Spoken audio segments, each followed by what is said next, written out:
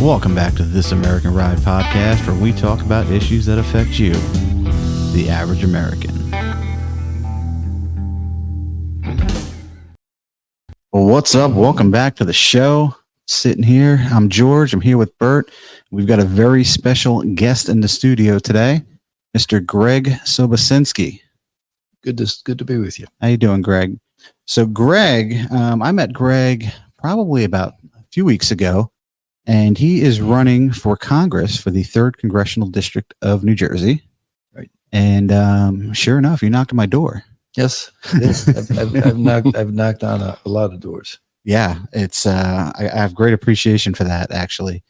And I poked my head. This was great. I was actually sitting in this office, and I heard the doorbell, and I leaned over my head, and he says, "Hi, I'm Greg Sobosinski. I'm running for Congress." And I said, "Republican or Democrat?" He said Republican. I said, "Good. I'll be right down." So, that could have went very differently. It could have been "Have a nice day." Get off my lawn. Yeah, here you go. So and right away, Greg hit me what his values are, for his campaign and what his values are as a person. And I was like, man, that sounds good. Honestly. It was, it's not something you hear every day, and it's something that is, I feel like quite lost in society today. Yeah. And here, this is, the pack we handed out. This is the pack. Yeah, I should have given you one. Pack. This is still in my truck, actually. Bert and I went to dinner that night, and I handed him this flyer. I said, I might get this guy on the podcast. What is this? I was with Christine yesterday at an event. Glassner, she's the one Trump endorsed recently. Okay. Yes. And we're helping each other out, distribute information. Oh, nice. Christine Glass, actually, she was at the Wildwood rally, I believe, right? Yeah. Yes, she was. Yeah, Trump endorsed her there, so Nice. hopefully we'll get a little traction out of that. Yeah, that would be great. Before we get going, though, and this is how a lot of podcasts go. How about that Wildwood rally? Oh, it was amazing. I mean. Amazing. 100,000 people in support of a conservative movement in New Jersey. I think it was the biggest in the country. That's what I heard. Was it they said so far? Yeah. I know it's the biggest in the history of New Jersey. Yeah. And, New Jersey being the 3rd state, it's got a long political history. And for that to be the biggest rally, Republican or Democrat, in the state's history, I think is just, speaks volumes, hopefully. Sure. Such a smart move to do that outside. I believe 2020 they did it in the convention center. Yeah, that wasn't going to work. And it limited the amount of people they could have in there. And you drove down for Wildwood 2020, all right? I didn't have any really intentions of going in. I just wanted to see the vibe. Yeah. And it was crazy. Not quite like this one, but it was crazy. Yeah, absolutely. So, let's get right into it. I mean, who is Greg Sobosinski? He's someone who cares about his country, he cares about his family, and who cares about the quality of life. My children, my grandchildren, and your children and grandchildren. And that's why I'm in this. I'm all about liberty and freedom, though. Mm-hmm. Mm-hmm. I want my children and your children to be able to live the life that God intended them to live. And in this environment right now, things are off the rails. And when I knock on doors, that's what gets their attention. When you say that things are off the rails, country's out of control, you can see they immediately get it. They're not quite sure what's going on, but they know it's bad. They don't know why it's there. And we can get into some of that a bit. I think it's an important thing to do, but people get that there's something askew, particularly those who are my age and who've been through much better times. Right. Yeah, I worry, that our generation now, I mean, Bert and I are both late 40s, pushing 50s. My fear is that we've seen the best of times.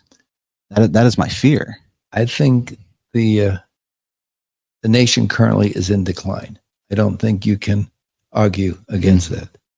So we have to go there and put the brakes on things and start getting it in the other direction.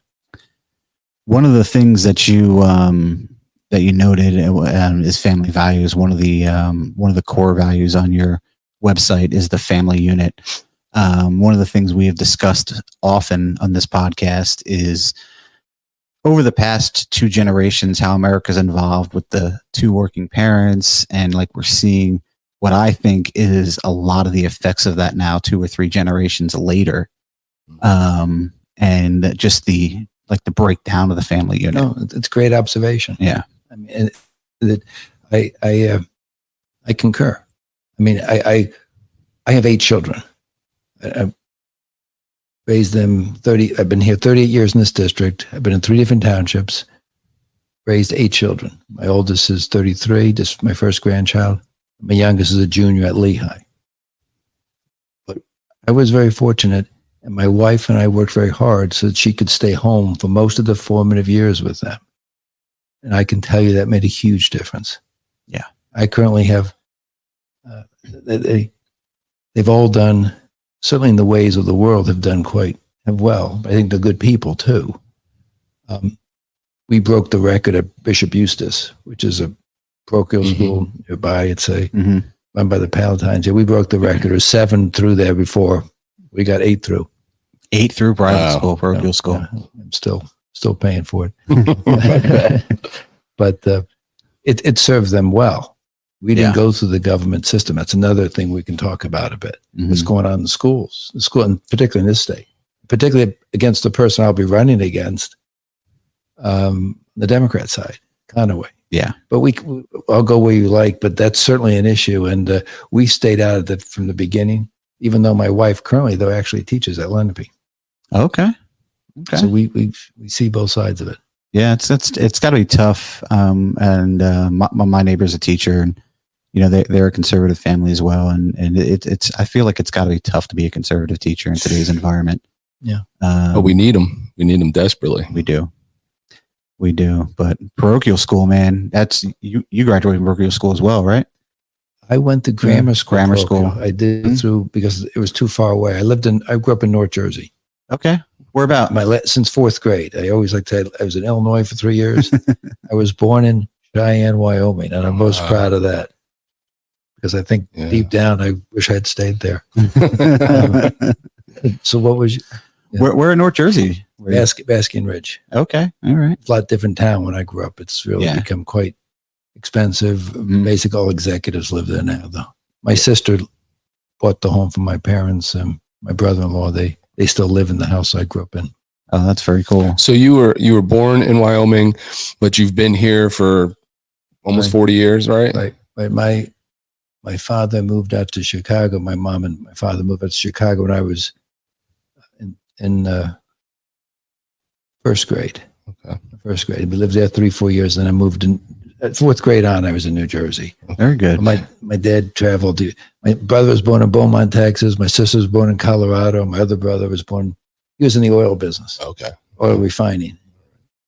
So what age were you? How long ago did you get your hat in the ring in politics?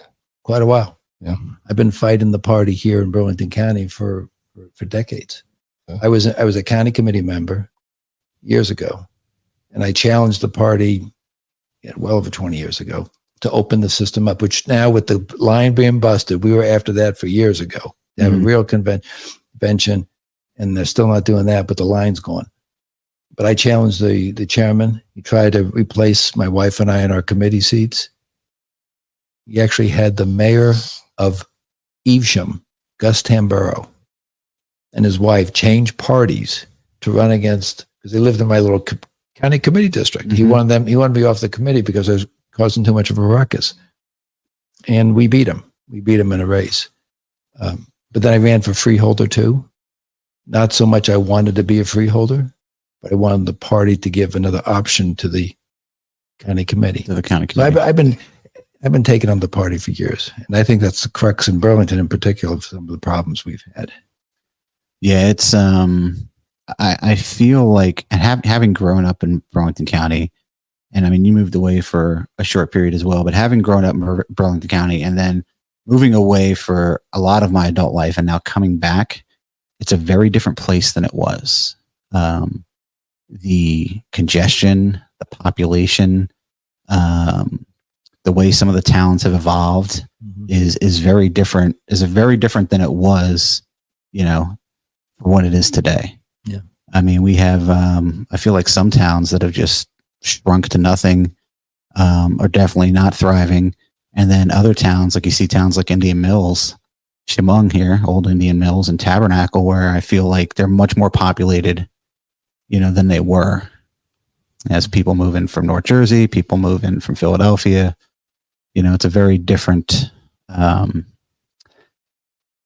the word I'm looking for? It's a very different, set of people, than it was. Well, some would say it's more progressive, more liberal, and to some extent, I think it is. Mm-hmm. They've certainly gerrymandered it, the district, to make it more Democrat friendly. Mm-hmm. And then I guess it begs the question: then why are you running? Why are you running? Because winning the nomination is useless if you can't win in November. Right. And I actually challenged Andy Kim, I remember 2 years ago. I don't know if you know this. I ran as an independent 2 years ago. Mm-hmm. Largely to bring up issues that weren't prevalent at the time. No one was discussing them. But when he left, it became very clear that it would be an easier fight.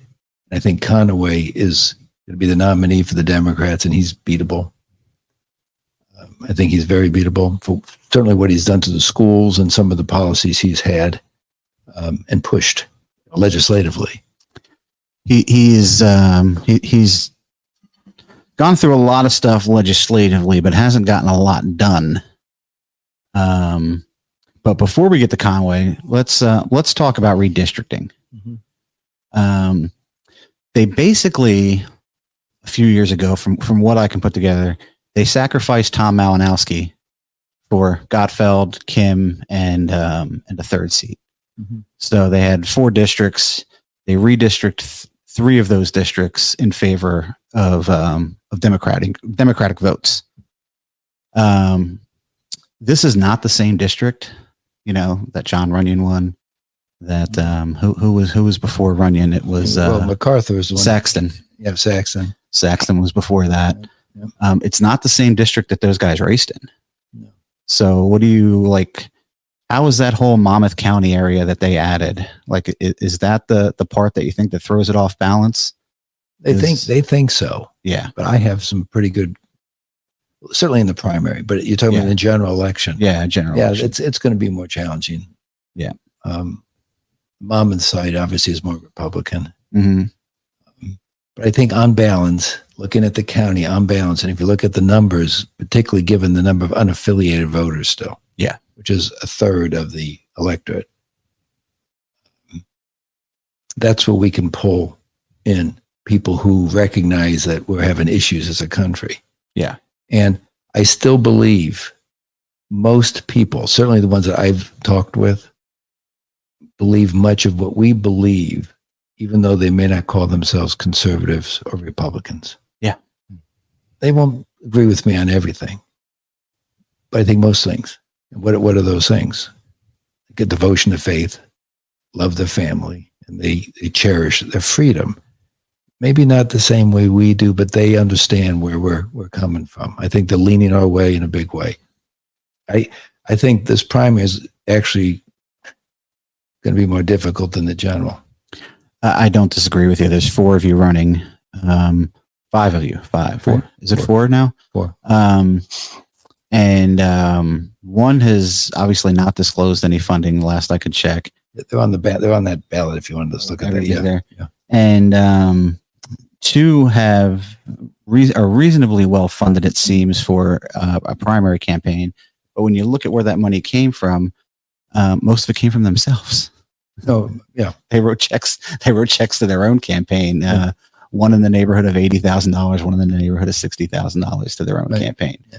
So I feel like when people look at these funding numbers, they're like, oh, these are the 2 candidates that are kind of together and they've raised and they've done their thing with the funding and raising money for their campaign and they've gotten people behind them. But when you actually dig into where the money came from, most of it didn't come from other donors. It came from themselves. Right. And they Shirley spent $200,000-$300,000 on her Senate race. Mm-hmm. And she's coming down here. She funded about $180,000 more, of which most of it was spent. Mm-hmm. At the end of the last quarter, we had as much money as she did, or close to. And we have many more volunteers than they do. Okay. I think at the grassroots level. And that's and we have some people working with us who are not paid, but are very talented people. And that's got to be exciting just to have that around a conservative movement. I feel like in New Jersey, it's such a tough state. No, it's hard to get people enthusiastic. I can promise you that. Yeah. But I think we have a good team of people. We've done a very good job of hitting doors and doing the things you have to do. Why do you think it's hard to get people enthusiastic? Great question. I tell you, it's a great question because the people who want to help, the very nature of what's happening in Washington in this country is prohibiting them from being able to do what they want to do. And what do I mean by that? Many of them are struggling financially in their own professions. And these are all different kinds of fields. Or they have other family obligations for whatever reason that are taking up their time.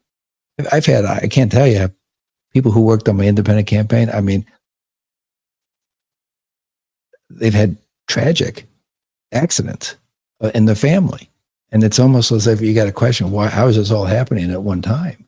Some of the best people I had working can't do anything right now. Aside from that, though, I think those who want to help have financial issues. And they're trying to keep their head above water, as most people are doing across the board. And the government loves that, The government just loves that because then they can distract them from things they should be doing, while at the same time turning them almost into saying, help me out, government, help me out, government. Mm-hmm. So it's like pulling them from the conservative roots. I need help from somebody. Yeah. And it's a very tragic thing. And I see it everywhere. And I think that's part of the issue. Government is not the solution. Government is the problem. and I can tell you that when I tell people what's going on from a governmental basis, whether it be New Jersey or federally, they're shocked. If 42% of our gross domestic product is made up of government right now at all levels, local, state, and federal. There is. The same level, or close to what it was in the Soviet Union when they collapsed. Yeah. Yeah, people. And then in New Jersey, if I connect in New Jersey, this was shocking to me. In fact, if you're looking for a reason to leave the state, this is probably a good one. The amount of debt per capita in New Jersey, we're the worst in the country. We're not beating Cali, are we? Are we beating Cali? No, we're the top debt per capita. Now, wow. Alaska's got an 80,000 per person surplus.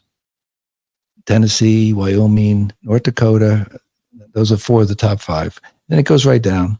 North Carolina, South Carolina, they're all in the middle. And then you get down to the bottom, you get Maryland and then Massachusetts, but we're the worst. When I did my research, I came up with $56,000 per person per capita debt. That means a debt the state's taken out that's sitting up there somewhere in bonds and notes and that they've sold to the public and other entities. And I raised the issue with Assemblyman Auth, A-U-T-H. He's up north in one of the districts. I was at an event with him. He's a conservative. And I said, is this true? Is this true or my numbers all wrong? And he said, no, Greg, it's worse than that. It's 60,000 or better and growing per person. That's crazy. Per capita. And then you look at the illegals in the state. We're the top percentage of population of illegals, of just under 9% of those who live in the state are here illegally. Yeah. Putting more pressure on the budgets, putting more pressure on everything else, tax rates, which affects the people who want to help me and who want to do other things, which affects everyone's quality of life.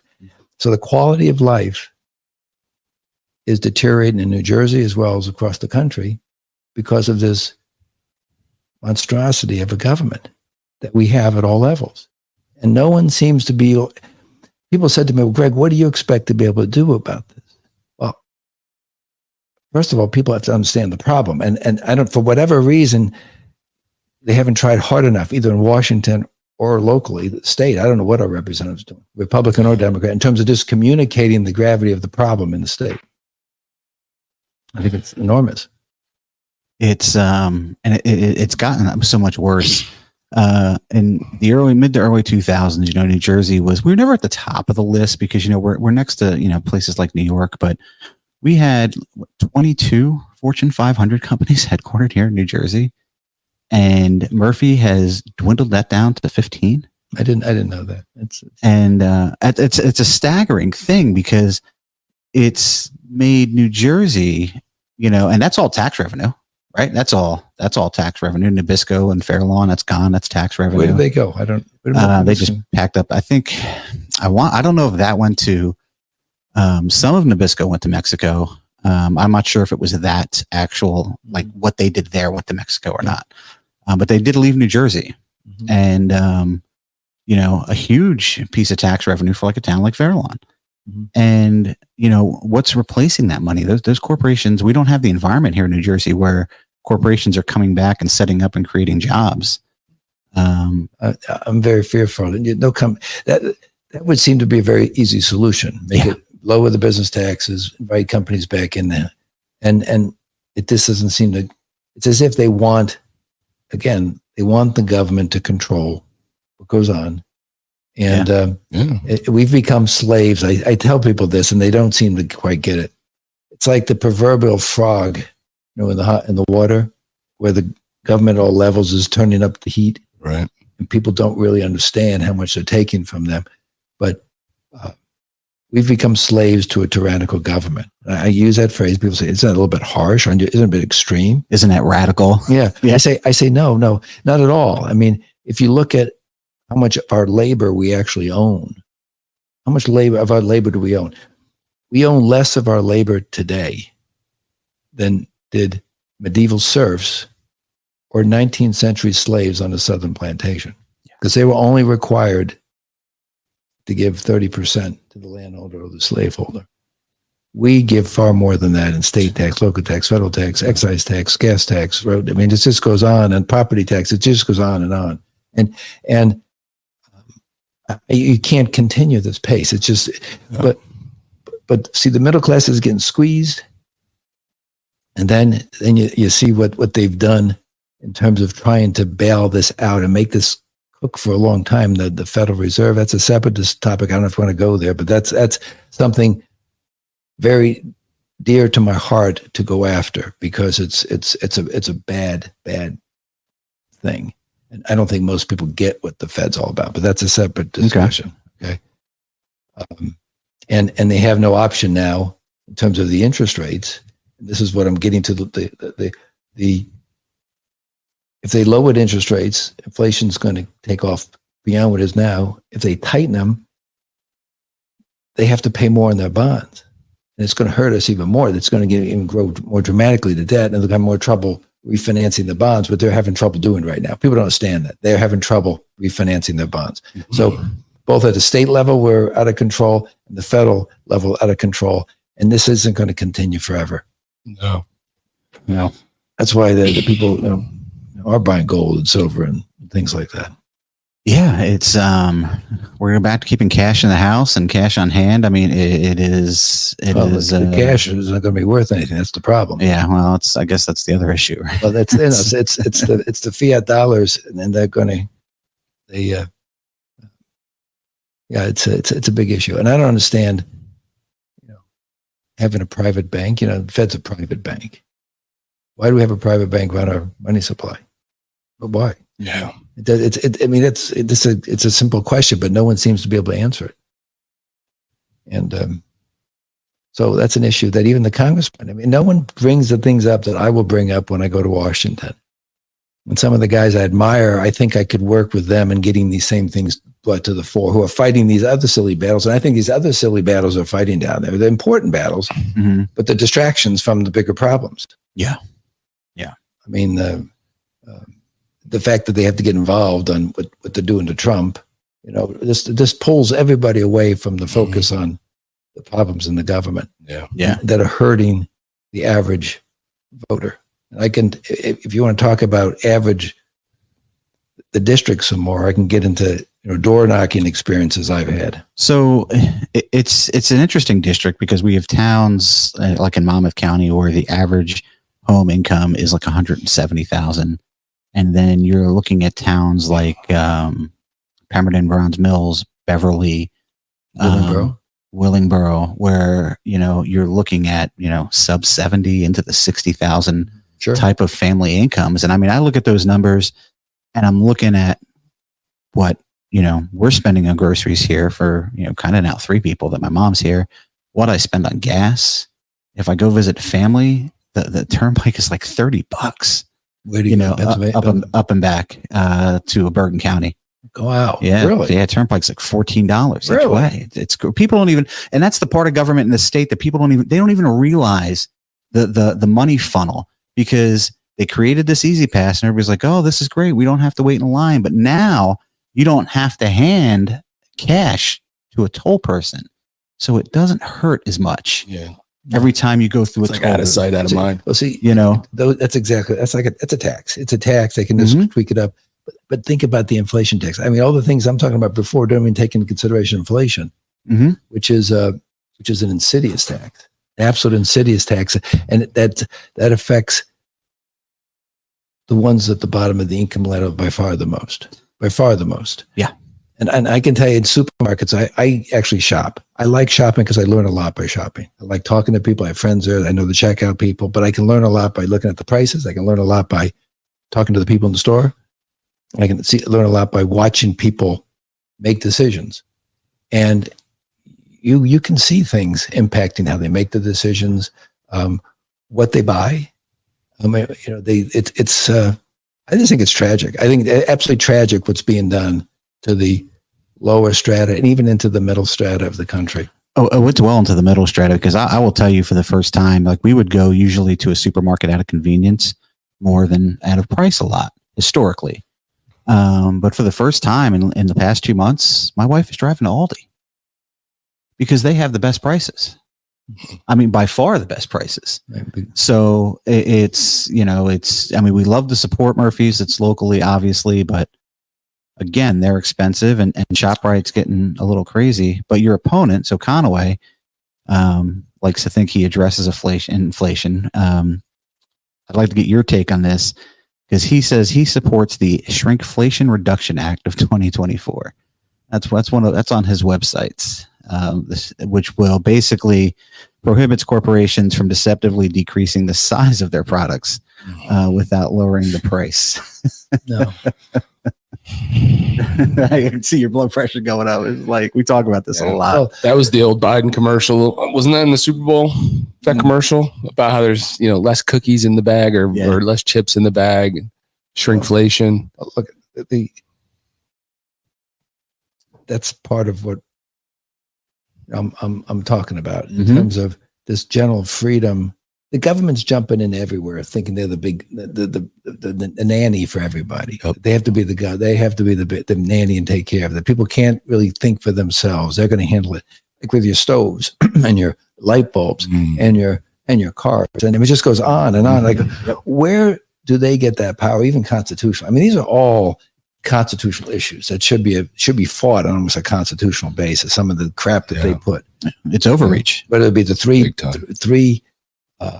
three-letter agencies, and I'm not talking about the security, even though that they can be included. But I'm talking about the Department of Education, Department of Agriculture, Department. And it kills me when my competition, they all talk about the border's a problem, but it's a symptom of a much bigger problem. So they all talk about push. It's like the balloon. You push it this way, it's going to come out some other way. And like Mullen's into everything's medical. He's focused.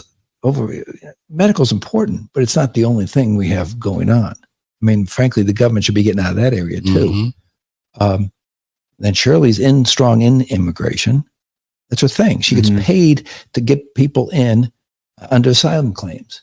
That's what she does for a living. That's what she does for a living. And she's the person we're going to count to be the to protect us at the border. But she said, these are the good ones. That's her words. Is that right? Her words, these are the good ones. And because she decides if they have things that they can offer the countries that they deserve asylum. It's a very... which is even worse, because these are the good ones because I say they are. Right. It's... So she gets paid handsomely. I'm not going to... Oh, yeah. She's actually told one of the municipal chairs how much... I'm not going to reveal it, but she gets paid handsomely to do this. Oh, yeah. And it's fine. It's a legitimate profession currently. And you can get whatever business you like, but it doesn't mean you should be a congresswoman while you do that. Yeah. And then... But I see them talking on the edges, where they're not really getting into the crux of the problem, which is really a liberty and freedom and government problem. And size of government is the problem. We have to go at it, and we have to start somewhere. And that's where I'm coming from. I'll raise holy stink. I'll do everything I possibly can to make people aware and understand the nature of the problem, because that's the first step. And most people, again, just don't seem to see it that way, because they haven't thought about how much they're actually paying. They just feel it. They feel it, but they haven't thought, why is this the case? Or they rationalize it in some strange way. Yeah. It's the way the world is. Well, if Conaway's actually focused, I didn't know he did that. I don't go on his site yet. I have to win this first. Before I was digging in before we came here today. Well, yeah, but it doesn't surprise me. I mean, it's silly issues like that, and I can't wait. It would be a wonderful thing to debate somebody like that. Yeah. And some of the important topics that affects people's lives, most people have never even heard discussed before by a politician. And that's what so disturbs me from a federal level, how even the Republicans don't even get into the issues they should get into. I saw a statistic. When I was at the event yesterday, I mentioned this to them because I find it so outstanding. I asked my wife, honey, can you tell me how much time an average congressman or senator spends reading every day? Now they're putting out these bills, 300-page bills. They got all this policy stuff they got to review. I read a lot about what goes on from very, very distinguished people who are accomplished in many fields to garner what I know. So you have to research things. But let's take a guess. What do you think? How many minutes a day? My wife got it right. Oh, she guessed it and she got it right. I said I was impressed. I will bet it's low. I'm betting, I think it's low too. I'm betting 30, 40 minutes. It's 12 minutes. It's 12 minutes. 12 minutes a day. They spend actually reading policy documents or bills or something like that. Aides telling you probably what's in there. You've got, or giving you the high level summary. I said, how can you represent someone? See, this is the fundamental problem. Quality of life in some part is a function of people no longer having representatives who aren't doing what they're supposed to do. And people no longer trust those representatives. They know they're not getting the straight poop from them, whether that be at the State House, the courthouse, the schoolhouse, or the White House. They don't get it from anybody. They're just getting lied to by everybody. Yeah. So if you can't trust what you're being told, and then they're going to give you these massive bills, these bills. How can a congressman in good conscience vote for a bill when you really don't know what's in the bill? Would you do that in business, sign a contract? Because I'm binding my constituents to a law that I don't know what's about. It's almost you should be guilty of what's that? If you did it in business, fraud, basically fraud, almost fraud, or certainly. I mean, it is essentially fraud. We talked a while, probably maybe 2 episodes ago about, things that can be done in Congress that we kind of felt that, could maybe start to right the ship. And one of the things is, bills need to be a singular item. Like there needs to be, if there's a bill on, X, then the bill needs to be about X. You can't put Y and Z in the back door of that bill. Like if you're going to vote for funding for Ukraine, you put a bill up for Ukraine funding. If Israel needs funding, you put a bill up for Israel funding. there's no reason that the Israel funding should be tied to the Ukraine funding. No. This is, and that just happened, right? And every bill turns over the key responsibilities, not all the time, but the laws to bureaucrats to make the decisions, to put the fine points. That's nonsensical. That's like that fourth branch of government. That's crazy. Mm-hmm. And I was the other night, Thursday night, I met with the Burlington County Farmers Extension up in West Hampton. Okay. Incredible meeting. I mean, they'd never had a congressman come to a meeting before. And the day I was there, they had the head of the Department of Agriculture there from New Jersey's Department of Agriculture. He spoke in 20, 30 minutes, and he didn't say much. But so I asked them for some time, and they gave it to me at the end. And I think I will get most of the votes. But the thing that kept throughout the whole thing, there, the fellow from New Jersey, the regulation. And it's as if even those who have to live with it are used to living with it and don't want to challenge it. I'm not saying because they've gotten so accustomed to having it around. Yeah. And the regulations that we have on Washington, I know we have Trump tried to do a little bit of it. I think he did, but that's a problem. And having in the bills that other people make the congressman write specifically, what do you mean? Write what you mean and mean what you say in the bill yourself. And they should be short bills where the average person can read it and understand it. Yeah, exactly. And it will take you less time to vote on a short bill.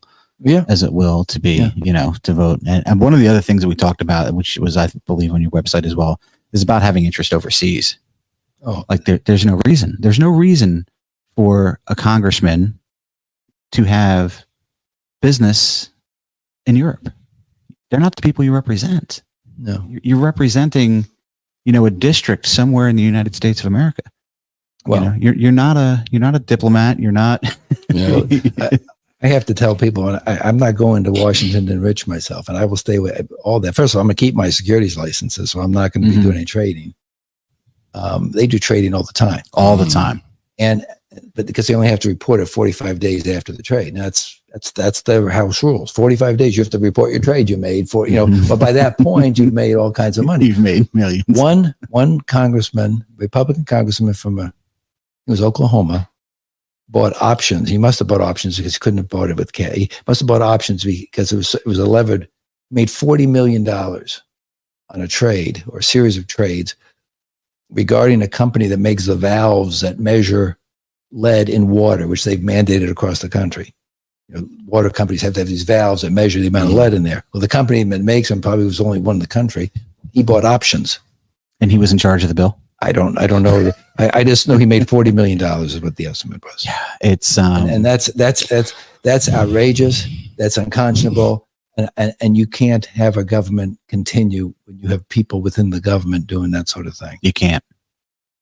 There is so much insider trading that goes on that an entire branch of social media has come down to like tracking the trades that these people are making. I saw the Pelosi's trades, and somebody got arrested for tracking her trades. And they have an app now that you can use to trade, and you track theirs. And when they do something, you can just follow suit because they got some sort of inside scoop anyway. What's it called? It's called.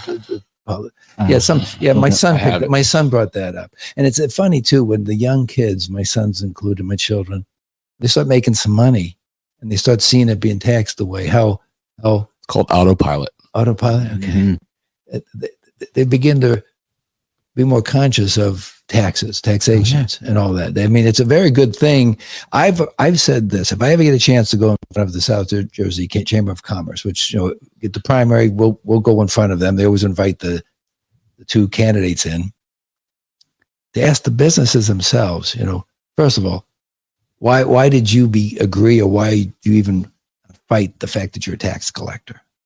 Why are you collecting taxes? I'm talking about the FICA stuff. Let the people write their own bills. Let the government not write your own bills, but pay your own taxes, the FICA taxes. Yeah. If you had to pay your own FICA taxes and it wasn't just taken out of your payroll, you'd begin, why is this? Why am I paying this? You see? Mm-hmm. And that's another part of it. They want all these taxes hidden so you don't even realize you're paying them. Just like Easy Pass. That's my point. No, that's exactly right. Exactly right. And the other thing is the medical side. That's a whole nother issue because that's putting enormous pressure on people. People don't make decisions to do what they want to do, what God would maybe have them do, because they have to have medical coverage through their spouses or their own job. And that's ridiculous. I mean, businesses don't pay for your house insurance. They don't pay for other sorts of insurance, car insurance. Why would they pay tax-free, pay for your medical coverage? Let everybody buy their own policy and pay their own coverage and have a great deal of flexibility like you have to do that. Yeah, it kills. And, you know, I probably know more about the Affordable Care Act than the average American. I've worked in healthcare my entire life. My cousin is a carpenter, and, you know, he's average carpenter rates. You know, those guys are between $20 and like $30 an hour, but a lot of them aren't provided benefits because these small kitchen companies and these small contractors keep their employees under the minimum, and they don't have to provide benefits because the government can provide them. Well, for a guy making, you know, $20 an hour, your premium is almost $600 a month, and your deductible's 10 grand. So I'm going to charge you $600 a month, but you got to pay $10,000 before you get any of the benefit of that. And that's where we're at. I don't understand, never could figure out why in this state, you have them in Pennsylvania, young kids in particular, there's no high deductible option available to them, just on the open market. You know what I'm talking about? Because you don't really need a lot of care, but you want it available in case you have a catastrophic. In case something happens. Yes, exactly. And so that I find that as a particular bugaboo that people assume we have to have it because we've always had it, even though everyone would be better off. And if you get all the middlemen out of the whole business, and you had people picking and actually shopping their own medical coverage that best fits their family's needs, rates would plummet. I'm convinced rates would plummet. I think rates would go down. And I think, like, while we're talking about, you know, government regulation, when you look at something like CMS, Center for Medicare Services, they are not, people are like, well, they're Medicare. They're not just Medicare. They're not just paying for, you know, or supplementing, you know, people's health insurance. They are dictating what gets done.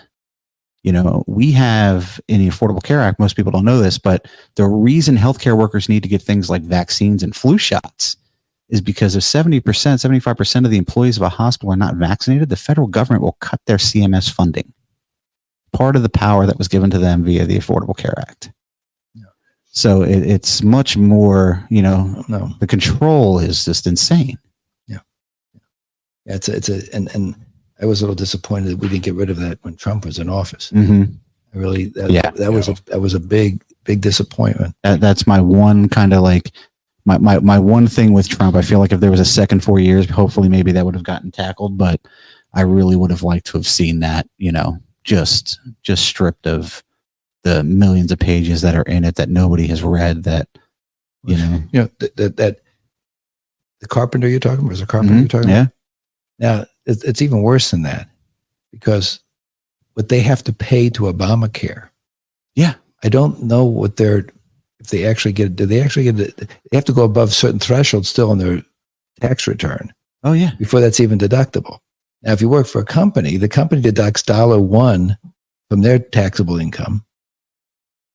But why wouldn't an individual be able to deduct $1 from theirs? No, yeah. And I have a real issue with that. Yeah. There's a lot of things that companies are allowed to deduct. And I have like mixed feelings upon that. There's a lot of things companies that are allowed to deduct that individuals are not allowed to deduct. And it's not just in healthcare. I mean, you know, simple things like I worked for a company that gave me a car allowance, right?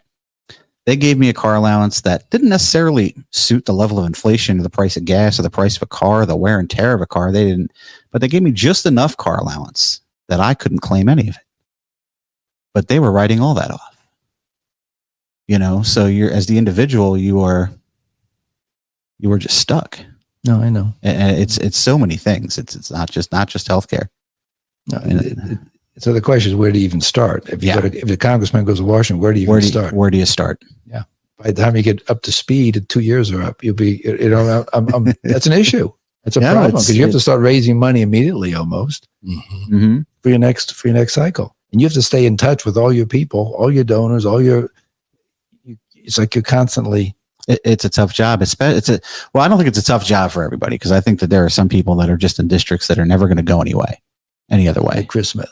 Right. So they're never going to waver. I mean, you're going to be that senator, that congressman until you decide you're done. Or until, you get caught laundering money, or good point. Your wife hits somebody with a vehicle or something that, that they can't hide. I mean, that's where there are a lot of districts in Jersey that are like that. And there are a lot that are competitive. And I think when you're in a competitive district, that it changes the job. You're not doing the same job that somebody who's got no competition is doing. Yeah. It's tough. I don't envy it. Let's take a quick break here and get a word from our sponsor. What's up, everybody? I just wanted to take a minute to tell you about the sponsor of today's podcast, Legendary USA. Their selection of leather and denim jackets, vests, gloves, chaps, and riding shirts are 100% made in the USA with a lifetime warranty. Legendary USA isn't just about style, it's about quality. With American-made products and a commitment to excellence, you can trust that you're getting gear that's built to last. Legendary USA isn't just for bikers. They have a full selection of shirts, hoodies, EDC, tactical and survival gear, all made here in the USA. And here's the best part. Legendary USA is offering our listeners an exclusive deal. When you shop at legendaryusa.com and use the promo code LegendaryPod, you'll get 15% off on your first purchase. That's legendary with a D and pod for podcast. So why settle for ordinary when you can be legendary? Click that link in the description to head on over to legendaryusa.com to explore their fantastic range of products and use the promo code LegendaryPod to snag your 15% off discount today. Now back to the show, and thank you for Legendary USA for supporting this podcast. All right. You saw Chris this week. I did see Chris this week. He's doing well. I got a nice new leather vest, which is like butter, man. It's so nice. It's so nice. Stuff is great. That American-made stuff, man. It's beautiful. Yeah, and it's that's what we're talking about here today. If you just picked this up late with Mr. Greg Sobosinski. So, 3rd Congressional District, I think a mixed bag of demographics. That's the word I was looking for. Mm-hmm. What are some of the challenges you see in our district?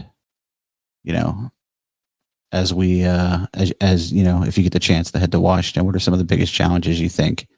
Was it the biggest challenge you think you're dealing with in a district where you have not necessarily urban, but you have farming and you have rural, but you definitely have a wide separation of class of people? I think it's simply dealing with the quality of life issues. It's fight inflation. Mm-hmm. That would be the school challenge for many parents, and that's a big issue across the board. Many of the parents, for example, would like to have their kids out of the government schools. We talked about that. Mm-hmm. But they don't know how to do it. They can't afford it. Well, I've asked many people, many of those from different districts, if you could receive half of what the government is charging, with the cost of an average education in some of the towns exceeds 12, 13, 14,000 per student per year. Mm-hmm. If you could get half of that back, give you half of that back, to not use the government system, would you take it? I've never had one person say no. I've never had one person say, but they all know there's an issue there. There's a problem. But they don't know how to get out of the system. And they would go to private school, charter school, homeschool. They would do something else. They know the child is not being served the way they need to be served. It's not the best for them. And that would be a big issue. Because that affects quality of life across the board. But the cost of living is the biggest issue in this area. It is tough, man. The cost of living. It is tough. And the state impact, but still, I think most of the burden is still coming from a federal level. Mm-hmm. And it's hard to actually quantify how much it is. the gravity of the issue. Like it just has to be tackled, and we have to just make people aware of the proper role of government. I feel like people and people obviously from all over the country, listen to this podcast, and we've said this a number of times, people do not realize how expensive it is to live in New Jersey. And it has become so expensive to live in New Jersey that I would say a majority of the person, I can't put a percentage on it, I would bet say probably in the 80 percentile of people working, if they have the chance to retire, would not be able to afford to do it here. I had a person at a political event come up to me, and he had the biggest smile on his face. And I said, "What's going on?" "I'm leaving." "What do you mean you're leaving?" "I'm going. I'm going to Florida, and I'm out of here. I've sold my home, and you have too." No, but I want to. I've been looking at some other places, but hopefully I won't leave until after I serve my term, a few terms here. But I would like to stay here. I'd like to, maybe have a home someplace else, summer place down south somewhere. Mm-hmm. But it's extraordinarily expensive. The property taxes alone. See, I raise this issue, and people look at me quizzically all the time. I say, let's think about this for a second from a constitutional standpoint. Where does the government get the right at any level to tax your property? You can't own a dang thing if your government can tax your property. Well, they can come in and tax your wall, tax your knife, tax your your furniture. What? Who gave them that authority? And I think you won't find it. It's sort of a made up type of stuff. And I have no contract. And if I wasn't doing this, that's the next battle. It's one thing if your property taxes are $600 a year and you're getting garbage pickup. Okay, no one really is going to care too much. Okay. It's another thing when they're charging $10, $12, $13, $14,000. And you're still paying for garbage pickup on top of that. Yeah, right. Exactly. But think about it. It's insane. I don't have a contract. You don't have a contract with your town, do you? Do you have a? It's like a fictitious corporation that's been established as the city of Chemung or the city of Southampton. So it's just something. I'll make my own lot a separate taxing entity, and there's actually. I don't want to go down that rabbit hole, but there's ways to actually people are doing that. There's actually that golf course. There's a golf course in New Jersey right down here where they have like 12 homes. Yes. And they're their own taxing entity. Yes. And they pay no taxes at all. It was just on. And the government and the state of New Jersey has been going after them all different with on discrimination claims. They're doing all kinds of crazy things to just go after them. Okay. Because they don't like the idea. Yeah. I'm convinced what they're doing, other people can do. You could form your own little group, but I don't know why. And there's ways actually to take your own lot and you can deed it a certain way where it wouldn't be taxable. That's probably for a different show. Yeah. But the point is, property taxes, the very nature of a property taxes bothers me. It's criminal. To have a stock. Criminal. That's right. So you essentially you never own your own home. Well, no, because if you don't pay your taxes, they can take it. They can take it. Right. So if you have something that if you don't pay for, they can take, you don't own. Yeah. And people can't wrap their heads around that. No, they think they've been doing it for so long. I got to pay property tax. Well, no, why? I mean, you ever see that show Ants? You ever see that show Ants? ANTZ. It's a tremendous little comic show. And they're working very hard in the tunnels. And this guy with the hat's coming up and saying, "Keep going, keep working." And he stops and just says, "Well, why? Well, why do I do that?" And there's really no answer on why people should do it. They just have been doing it so long. Why they can't fight it? One of the things I'm disappointed in is I think many people have become dumbed down.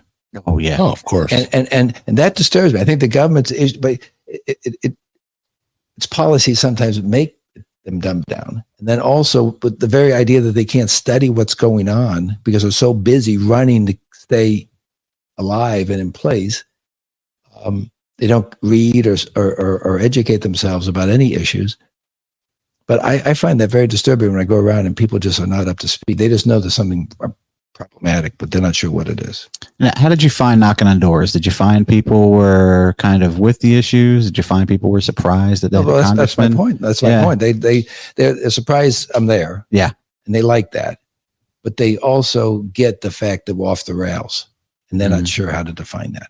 Yeah. And in Willingboro, I went over to Willingboro in particular because I that's a city here in this county that has largely been, no one goes there. We have more yard signs when I ran as independent than either Republicans or Democrats. Why is that? It's because the Democrats think it's theirs, Yes. and the Republicans don't think it's worth fighting for. Correct. So I go there and talk to people, and you can win them over. I went knocking doors, and he's finishing up. He's doing like 300 doors for me in Willingboro, and I went to the first dozen or so with him, so he could see how I do it, and then he started jumping right in there. Now, who is this? He's a black man. He is a reservist at Fort Dix McGuire. He actually repairs Black Hawk electronics. Okay. He has 2 other jobs. He came here from Jamaica 16 years ago. Was a Democrat. I'm no longer a Democrat, he says. I went as an unaffiliated, but this year I'm voting as a Republican. He's come with me.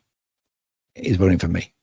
And he said he's so fed up that he took him so many years to get legal status here, the citizen, that he gets very upset with the illegal stuff coming in. It's very upset with it. And when we would go he would just jump right in there. So talking in the school systems, he articulated things better than I was doing in some areas, certainly through his life history, what he's been through. His father's still in Jamaica. His father's in Jamaica. His mother's in New York. And then I've gone with hospice nurses, over in other towns, and they've taken over, but they go to homes all the time. They see the problems in the medical area, and they just jump right in there too. And I have not had anybody. You get a few people who are party people, who don't like you just challenging the party. That's it. It's that simple. That's the only, and then quickly who they are, and you just have a good day type of thing. I feel like if there was ever a time for a Republican to make headway in Willingboro, it would be now. Yeah. I mean, they're quickly realizing, like with Biden, he's not doing anything for them, and the Democrats aren't really doing anything for them. And they're finally, I think some of them are really waking up. I mean, the violence over there, the crime over there. I mean, it's a scary place. And it wasn't a community that was built like that. I mean, it was mostly, a military community. It was built as a development, I guess, back in the 60s, I think. I feel like most of Willingboro was. But it was mostly military, retired military, people coming out of the service. And that's the Levittown. Levitt built that. And where it's gone in 2 generations is terrible. Yeah. I mean, it wasn't amazing when we were younger. I mean, no, it wasn't. You never looked forward, getting on a bus to go play a football game in Willingboro. Yeah. But it's now it's just not even a place I would go. Unfortunately, because I feel like that's one of the towns that is really, like we talked about, before, one of the towns that is just really made a turn, not for the good. And people are going to have to take that back. And the first place to do that is the ballot box. I think. I mean, that's take back your country is more than just a campaign slogan. I mean, it's a big deal. I concur. It's man, oh man. So I definitely want to, not miss the opportunity to talk about a little bit about your stance on the Second Amendment and where you are with that, your feelings on that, and how that, the things that we have to deal with here in Jersey when it comes to the Second Amendment and our rights. Yeah. Just kind of where are you at on all that? Oh, I'm all about the Second Amendment. I always feel much safer when I'm in constitutional carry states. I mean, no, I think I have firearms myself. I'm not one who is going shooting all the time. That's not my thing. Right. But I've been trained and I know what I'm doing. And I just think everybody has a right to defend themselves. And they should have firearms. I think it's almost a responsibility. You should it's almost like Switzerland. You should have firearms. Right. Everyone should be trained in it. Mm-hmm. But a lot of my friends here in New Jersey, they just got their carry permits. They've gone through that. They got it, and it was told they couldn't have it, and they got it back. I mean, some crazy things were happening with that. But to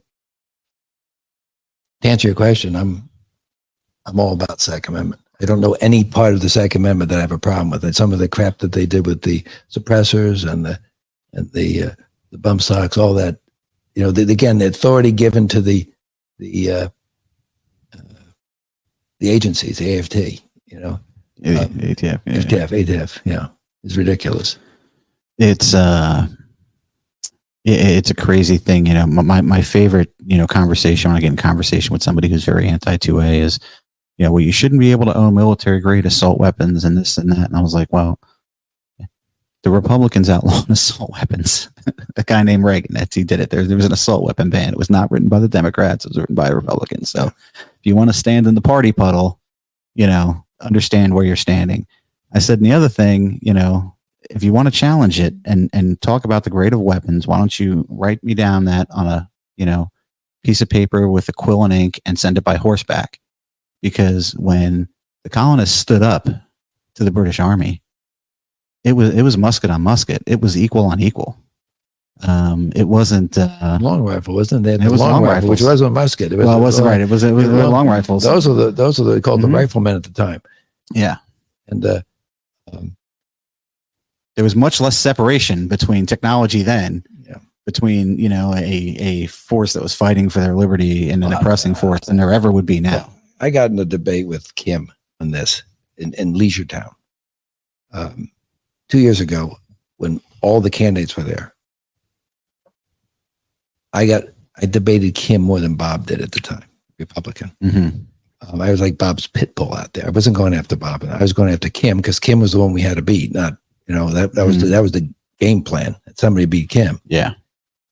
He is just, he knows nothing about the Second Amendment. He doesn't really care. He's opposed to it. But he's all about the military. What about his military service? He's all right. about the defense of the country. Yeah, But he's Bert's favorite politician. He would talk about the killings out in Colorado. Someone brought that up. Somebody, remember years ago, who was it? Went to the movie theater out there. Oh, yeah. And it was like, and I was explaining to everybody that the fellow who went to the 7th movie house crossed 6 along the way that firearms were allowed in. And he went to the one that firearms are not allowed in. So the idea of banning firearms from places, schools in particular, have a few train. They just passed that. Was it Tennessee? Tennessee, teachers can arm themselves. Tennessee's ahead of everything. Tennessee is, they're the ones that just banned chemtrails. I'm not sure what they're going to do to get the planes out of the sky. That's a whole separate discussion, but they banned chemtrails. So I think Pennsylvania did too. And where you going to send your National Guard up to shoot the planes down? I don't know if that's going to work. But Second Amendment, they're great. The schools are great. Mm-hmm. The sovereign bank. You know about the sovereign bank? No, tell us about sovereign bank. There's about half a dozen states in the union who have their own bank. Mm-hmm. Sovereign in the sense that it's all backed by gold and silver. Texas is another one. Wyoming's one. Dakotas are them. And Tennessee. Tennessee's leading the way, though. Tennessee is the best in the banking system. So if the Fed collapsed, if you had your money in one of those sovereign banks, nothing would happen to you. That's great. You'd be so.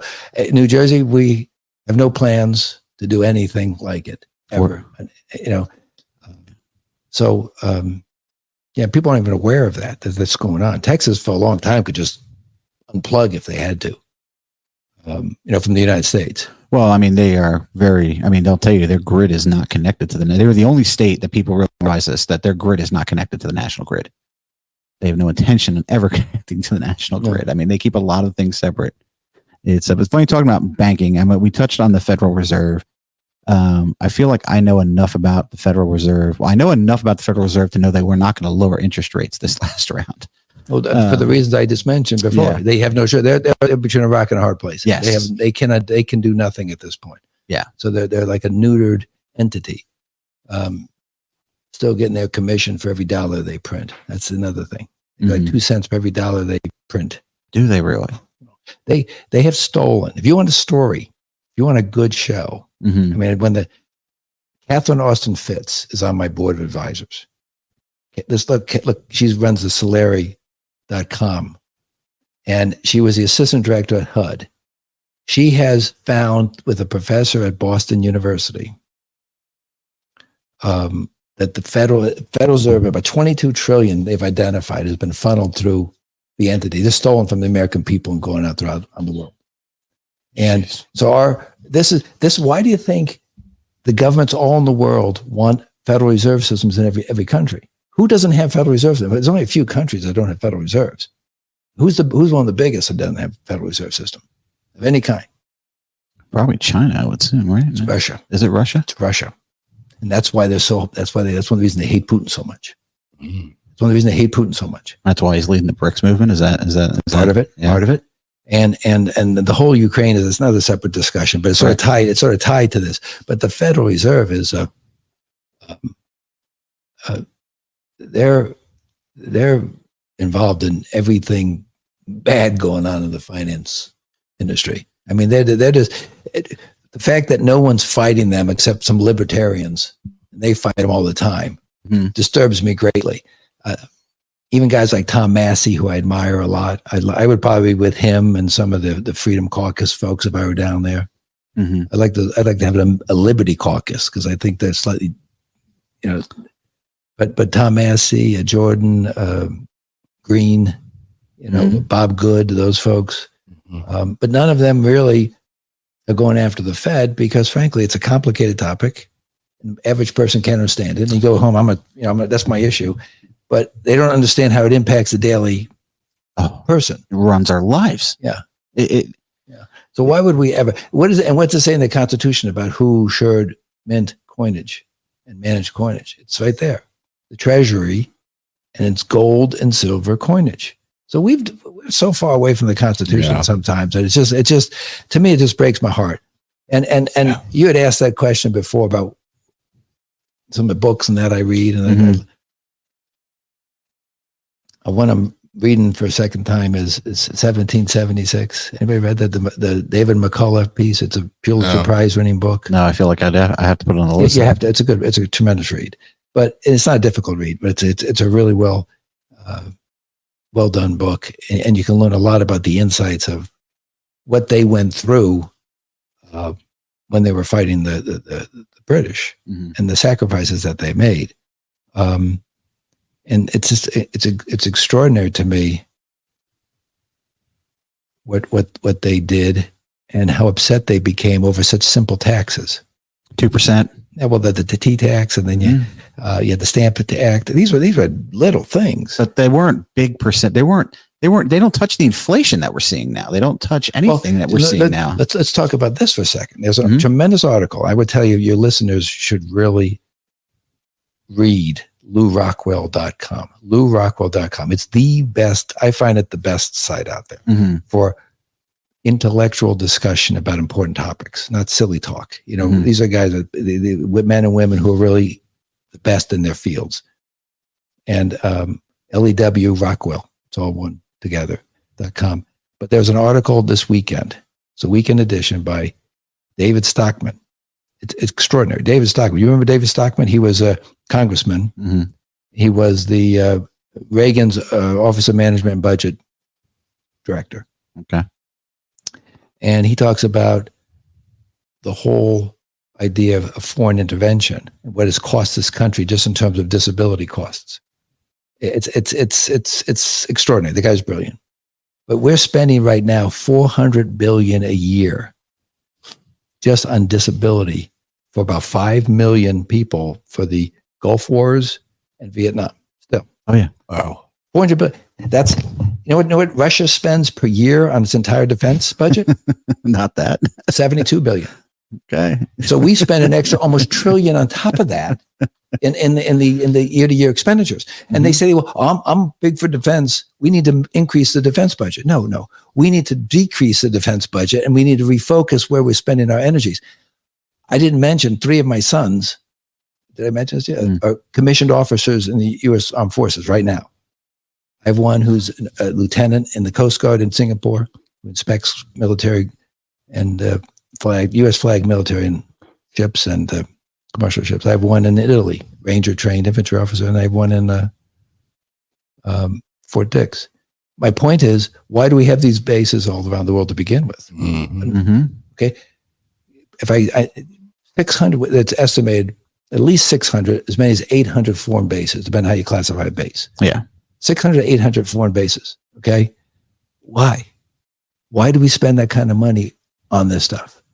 And but can't defend our own border. well, that's the point. I think they should bring my sons and others home and put them at the southern border for sure. And, but you know, and I tell people when I was in the conventions, these party conventions, I would bring up sometimes that this is like the last years of the Roman Empire, the final years of the Roman Empire. It's the last years of any declining empire. If you look at the statistics of it, all empires we're on that track, and we are not on the upward track. Well, they had the legions all over the world fighting wars every which way. They had debauchery and decay, moral decay at home, just destroying the. And then they had barbarians at the border. Okay, what does that sound like to you? What does that sound like? Yeah. And I bring these things up and go, and people just, I think I connect with some people, but other people you have to watch some of the things. You just can't. They can't go there. They don't know enough about it to even understand what's happening. We've become such poor students of our own history. It's like with us having bases all over the world. People don't understand. They understand World War II. They understand D-Day. They understand Pearl Harbor. They understand all these points about World War II. Do they though? Well, I mean, at least they think they do. But they have no idea that at the end of World War II, at this little resort town in New Hampshire, you know, a couple of hundred guys was shaping the rest of the world into how we were going to protect free trade and let Europe rebuild itself, and how much. What are you referring to? I forget what the name of the meeting was. They had a meeting post World War II, and basically it was when globalization started. So the U.S. started globalization, and that was us putting our interest, like protecting the shipping routes, because these countries like France and countries couldn't protect their own shipping routes. So that is how we inserted ourselves into parts of the world post World War II. And that's when we started to leave our bases. And then eventually those bases became more bases, but it just became this standard thing throughout a generation that we have bases all over the world. I don't know a country like where my grandparents grew up where we didn't have bases all over the world. They didn't know that. It wasn't that way then. We've become the war country. We are. We've become the war country. And because that keeps all the military industrial. And it wasn't just the military industrial complex. Eisenhower, what was the phrase? Was the military industrial congressional complex? Okay, so he knew the money came from Congress, and they were involved in this thing as well. But it's sick what some of these arms countries are doing. I mean, I get very emotional when I think about my sons in the service and what's happening in Ukraine. And what they've done to both the Russian and the Ukrainian soldiers over there. I mean, the estimates are 500,000 plus dead. Who knows? We'll never know. We don't know. But hundreds of thousands. And those are injured. For what? For what? Made into a meat grinder of artillery and tanks. It's for natural gas, I think. That's we've talked about it. I think it's simply they want a war with Russia. That's my opinion. They want a war. They're pushing for World War III. Some people, they want it. And it's a sick thing when you have people in government who have that mindset. But I think that's the truth. And it's dangerous when Russia as a country, as at a time with its birth rates being so low, and, you know, they are not going to have the young generation of men in 10 years that they have now. You know, they're reaching a population break where, you know, their birth rate declined drastically because of their economy. So if they are going to do something, you know, we're pushing them at a time where their back is against the wall to survive as a country. Putin needs, and, you know, I said this when Ukraine started. Somebody told me, they're like, oh, he'll never go into Ukraine. I'm like, he has to go into Ukraine. He's going to go into Ukraine, just like he went into Crimea, just like he went into Georgia. And I think he's going to go into Poland at some point. He needs the band back together to make communism viable for Russia. To make the system viable, he needs more people paying into the system, and that is. I don't concur. No, I don't concur. I don't think he has any designs whatsoever to go into Poland. He just will not let any nuclear forces into any NATO agreement into Ukraine, because you know what he clearly when Russia, when it was Reagan and Gorbachev made that deal. Mm-hmm. I remember Baker, the Secretary of State, said we will not go 1 inch into Ukraine. That was part of the deal. It was the Minsk Accords. What do you call Minsk Accords? Yeah. It wasn't a treaty, but it was an agreement. Mm-hmm. They understood that you don't come over here, we'll be fine. Mm-hmm. And he's going to stand by that. It's like that's why Finland was neutral for Finland was not part of NATO for so long. Oh, it's also think about Cuba. Mm-hmm. That's why we didn't let missiles in Cuba.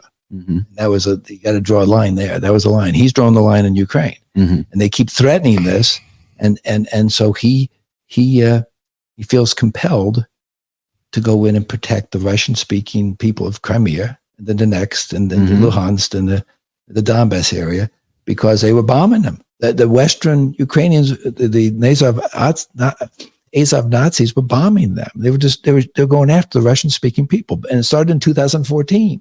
And we caused it in 2014. Yeah, wouldn't be the first time. Yeah, we love to meddle in these other countries for what we think is our own benefit and long-term strategy, but Putin's not going to allow that, and he has better weapons, nuclear, than we do.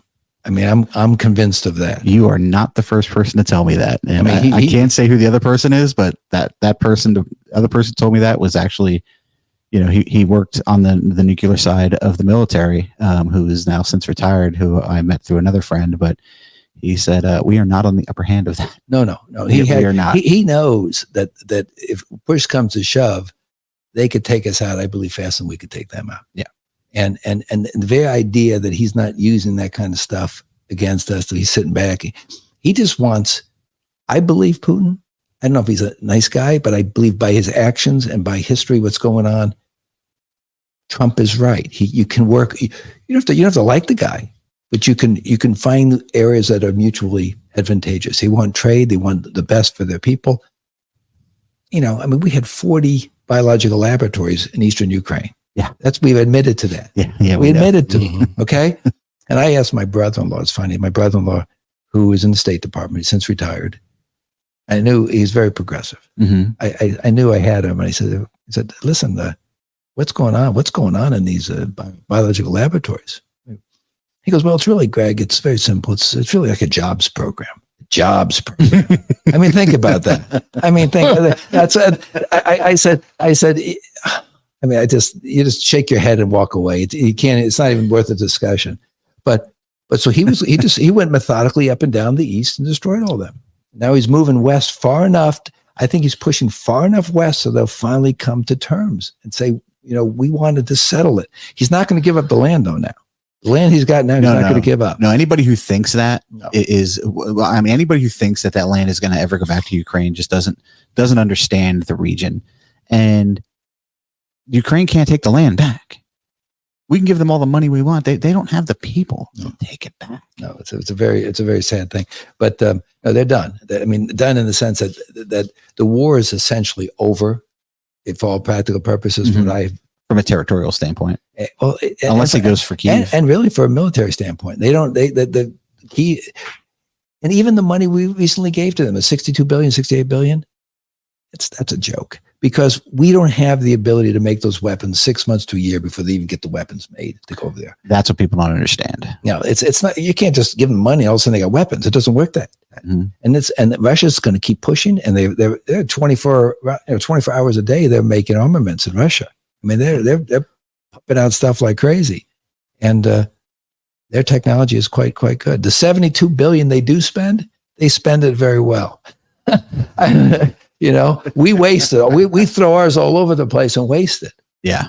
But they're So there's so much we can cut back in our own government from a budget standpoint, and that spend more money is not the answer.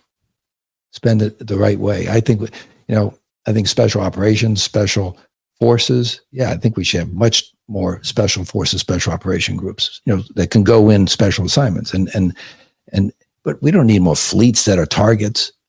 We don't need more tanks that are tanks are useless these days. I mean, against a sophisticated force, the tanks are useless. They're killing tanks with drones. Yeah, it's ridiculous. But with special forces, I think people understand we about overthrew the Afghani government with special forces. Yeah, we didn't need any. We didn't need any huge force to roll across the border. We completely flipped over the country of Afghanistan with special forces, utilizing the population, organizing the population. It was a textbook on how to turn a country without, invading force. It's I think you're spot on there, but it's a tough gig. It's a tough gig. It is. So, man, I think we hit a lot. Yeah, we did cover a lot. For sure. My theory on the Fed, though, I have a conspiracy. I was never a huge conspiracy theorist before a few years ago, but now I'm starting to tap into it. And my theory on the Fed is there were a lot of people when the Fed was created, there were a lot of people who opposed it. Mm-hmm. And do you know what happened to most of the people who opposed it? The powerful people who opposed they're it? Dead. They died on the Titanic. Yep. It was a Jekyll Island when they came up with that concept. But think if you're going to control the world, which there are people who want to do that. Yes. You have to control the money. Yes. And you have to control the flow of money. And having these feds at all the countries is the best way to do that. Particularly if you want a digital currency, which is another problem that people don't seem to get. It could be a real problem. I pay in cash. I go to the store. Anytime I can, I pay cash. Simply because I don't want to lose my ability to pay cash. It's one of the few things about New Jersey, by law, they have to take your cash. It's right now. And I feel like now we're paying more with cash than ever because of the amount of charges that are being added. Yeah. I mean, percentage charges, not like we're adding $5 to process your credit card. We were at a restaurant where it was like, they're going to add 3%. Mm-hmm. Like, where do you get off adding 3% to, $150 bill to process a credit card? Because it costs them about that. It's crazy to me. Catherine Austin Fitts. Catherine Austin Fitts. She's the one who pushes the cash thing too. She understands the risk of the CBDC, the centralized bank digital currency. Mm-hmm. She's the one who understands the banking industry, how much is being attacked. I mean, I would not use one of the large commercial banks. I would only use the credit unions and small community banks. That's what I do. Because there's some that aren't even Fed connected still. And I would use those banks. Yeah. I work in medtech startup, and I have a lot of friends who work in medtech startup, and we had a lot of companies had a big scare, when Silicon Valley went down. One of the things that Silicon Valley was vested in was high risk medtech startups. Mm. I mean, a lot of small companies had a lot of their money in that bank. And then when Silicon Valley collapsed, there was other banks that were then at risk, because then what happened is companies like the company that I work for, the millions of dollars we had point A, well, we started divesting that. Mm-hmm. So you wound up with more customers, more banking customers, and in this, with money spread over more banks just to insulate themselves. So that was, I don't want to call it like a run on banks, because that's not what people think of when they think of a run, but it affected it affected another 2 or 3 banks as companies spread millions of dollars out across the board. I think some of the major banks, you have to look very closely at them. I think they have substantial liquidity issues. Mm-hmm. And some would even call them, it depends how you define insolvency, but some would even say that some of the major banks are insolvent. They have massive more liabilities than they have debt. I mean, most people don't understand, when you put your money into a commercial bank, it becomes their asset. They don't understand that. No, they don't understand what the word fractional banking means. Yes, exactly. That's the point. Like we work on a fractional banking system, and people are like, oh, well, that means they can, my money's in the bank, right? Well, kinda. The bank's making money off your money. Yeah. And if things go bad, the bank might have your money tied up someplace else, and it might not become your money anymore. I think that's basically the simplest way to break it down. I think people don't understand. We don't teach, and again, like back to schools, we don't teach that. We're not teaching, things like fractional banking to help people understand like where their money goes and how to manage money as they get older, how to set themselves up in life. We don't teach that type of thing. Fractional banking. We don't even teach them how to balance a checkbook. That's yeah. That's what happens when the government's running your education system, and they're pumping in there what they want them to know, and that's about it. And they're dumbing them down, like you said earlier. Think about the basic things on your government. They're not even required in New Jersey, from what I've seen, to teach about your government right now. Mm-hmm. They don't have to. It's an optional course, Mm-hmm. right? So they don't know branches of government. Nope. They don't know how many representatives you have, federal, state. They don't know where the electoral college comes from, how to even calculate it. I mean, it's a very sad state of affairs. Well, if you don't teach people about the electoral college, you have a chance to get rid of it in a generation, right? I mean, isn't that how it works? I mean, that's right, well, they just arrested that Eastman fella. He wasn't even involved in those, but they called extra electors out there. Mhm. They just arrested him yesterday. He wasn't even involved in it.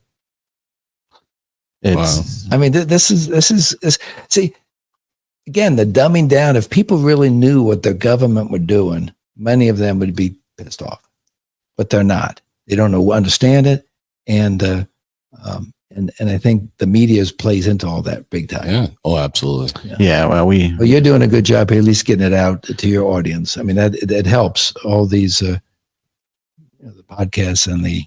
It's, we've said from the beginning, and I know Bert has said this, more his words than my words. We're not here, and like we don't, like he doesn't argue with people on Facebook, to sway somebody's opinion, like that's always been a thing. Like I'm not looking to change your mind, but if I can, if we can, one, maybe bring something to light, or more, let people who feel the same way know that, one, they're not invalidated by feeling that way, or they're not alone in how they feel, or, it's okay. Like it's okay to be against immigration illegally. Mhm. It's okay to be, against abortion or, pro gun rights. It's not, just because what you see on CNN and what you're seeing on CBS and, what you're seeing with all these media companies that are, by the way, all connected to the Democratic Party in one way. People don't do the level of homework where they find out that, Chelsea Clinton is married into the Soros family. People don't realize, that, the director of CNN was also, has, ties to the, the Clinton administration. So like, they don't, it's the media. Mm-hmm. And, I don't see how you made it past 2016 without being, tainted in some way by how the media has been behaving. I mean, it's not Walter Cronkite anymore. Yeah. And maybe Walter Cronkite wasn't as great as I think he was, but I was a kid and I didn't know any better, so He was, I don't think he was that good.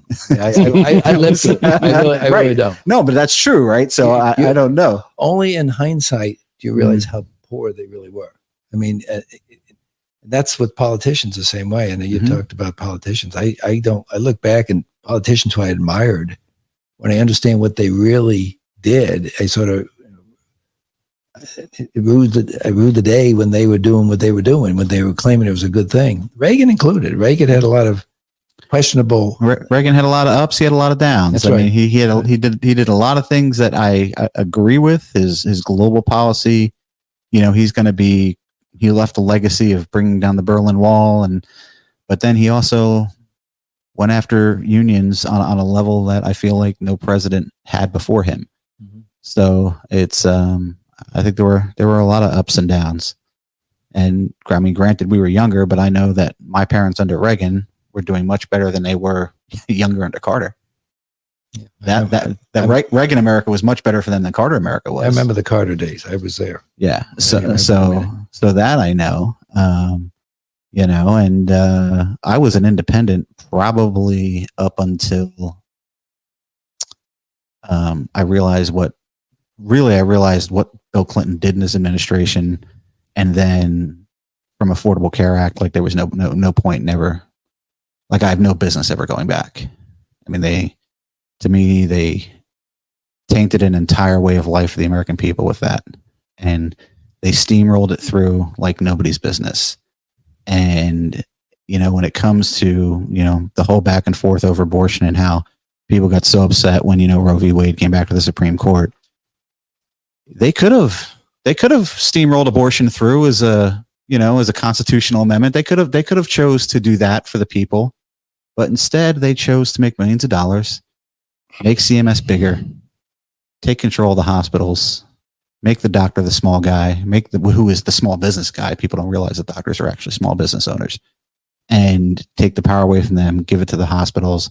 Government controls the hospitals. They changed the entire game in a period of 4 years, and people had no idea what happened. Mm-hmm. They just snuck it right by the people. Yeah. And that was, for me, that was it. That was done. Yeah. So, wrapping up here, hour and a half. Greg, man, this has been great. What do you want to leave us with? We're coming up on that. June 4th, man. Yeah. Right around the corner, man. You got to be excited, stressed, everything else. What do you want to leave us with here? Well, we have some substantial challenges facing this nation, and I'm going to do my darndest to fight them, to fight the things that we discussed today, to bring back quality of life for our children, our grandchildren. And we need to send people to Washington who are going to fight like the future of this country depends on it, because frankly, I think it does. Mm-hmm. I mean, one of the things in 1776, when I was up in Mercer, I talked to them about the battles of Trenton and Princeton. And nobody, we had our back to the wall. Okay. And then we won that big battle of Trenton, followed quickly by the Battle of Princeton, the one on Christmas Eve. Remember that one? Mm-hmm. And truly, I would say to people that our problems are so immense in this country right now that if there's no other time, I think the good Lord has come to the aid of this nation a number of times before. I think 1776 was one of the first. But he will come to the aid of this nation once again if we do our part. I've said that to other people. The good Lord will come forward and help us in this time if we do our part. My part is running for office. Other people have different roles, but but I think the good Lord will once again come to the aid of the nation, and we can get through this. But on our own, the problems are just simply so immense. I can't imagine us being able to handle ourselves. There's going to be some. The hand of God will be there, but only when we have done our part, and we'll see it and we'll know it. Because I think he loves this nation. Mm-hmm. I think this nation was founded. I think the good Lord has, he put his hand on this nation. Yeah. I think it will continue to be there, but only if we do our part. That's the message I have.